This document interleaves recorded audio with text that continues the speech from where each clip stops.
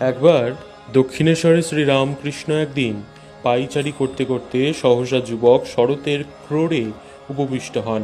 কয়েক মুহূর্ত ওইভাবে থাকার পর তিনি উঠে যান। উপস্থিত ভক্তদের ওই সম্পর্কে কৌতূহল দেখে তিনি বলেছিলেন, দেখলাম ও কতটা ভার সইতে পারবে।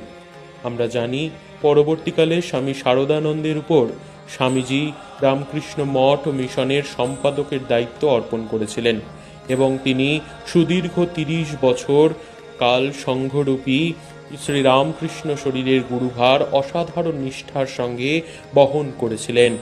কিন্তু শুধু কি সংঘরূপী শ্রীরামকৃষ্ণের ভার বহনের ক্ষমতার পরীক্ষা করেছিলেন সেদিন শ্রীরামকৃষ্ণ এর অঙ্কে উপবিষ্ট হয়ে, অথবা শ্রীরামকৃষ্ণের অবর্তমানে শ্রীরামকৃষ্ণ স্বরূপিণী সংঘজননী শ্রী মায়ের ভার বহনের ক্ষমতারও পরীক্ষা নিয়েছিলেন তিনি?